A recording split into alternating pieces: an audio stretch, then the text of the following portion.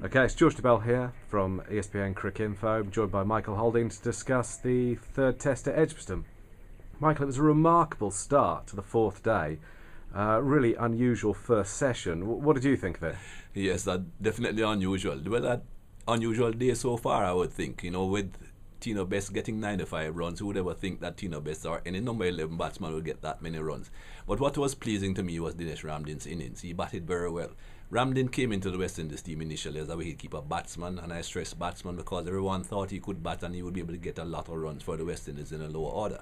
He had a century before, but he hadn't really been all that convincing with the bat. It's good to see him get another century here, and hopefully this will be a launching pad for him that he'll get centuries or big runs on a regular basis. He played really well, but I think the talking point might be the moment when he reached his century, when he produced that note, which we think was for Seviv. Has he added to the pressure on his shoulders by doing that, do you think? Well, he has gone down a bit in my estimation as far as respect is concerned. I don't think that was necessary. I think it was totally out of order. And as I said on telly, if I was the manager of that team, he'll be getting a good dressing down, beg your pardon, from me, and a fine. That is totally out of order. I don't think that's necessary. He did produce a note the last time he scored a century too, so I don't know if it's something he goes around with a note in his pockets all the time. I don't know. Do you remember that, the last one? Yes, I remember. It was a thank you note to Ian Bishop and a couple of other people who he thought had supported him when times weren't going too well. And I don't know. Perhaps he walks around with notes all the time, and hopefully he gets to pull them out. Now, Tino had a brilliant innings, which was very surprising, but really he's going to be judged as a bowler. Do you think he's the answer to the West Indies' problems? No one man is the answer to West Indies' problems. We saw Chris Gayle on the balcony as well during this game. He's not going to be the answer to West Indies' problems when the one day start. West Indies have bigger problems than just one man solving. But Tino Best, if he comes back and bowls well, he can be a cog. He can be someone that can help. And that is what you're looking for. Individuals who can come into a team and pull their own weight and help along the way.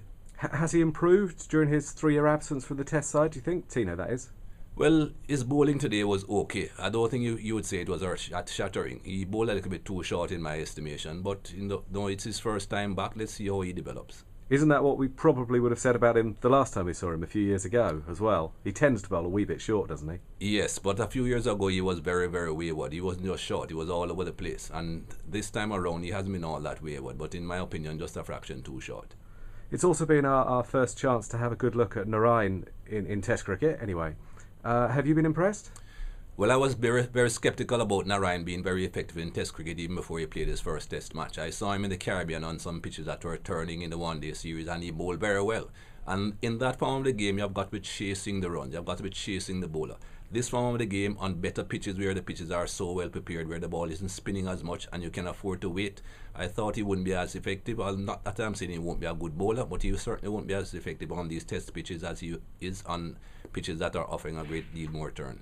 The expectation on him was a little bit unrealistic, wasn't it? From some quarters, anyway. Very much so. People were thinking of another more leader on another side. Ajmal, he's not like them. He keeps his arm a little bit straighter for one, so he doesn't get as much turn for the ball that goes away from the right-hander. Does he remind you of Mendes? No, I think he's a better bowler than Mendes. Mendes hardly spun the ball in either direction, but I think he does turn the off-break quite appreciably.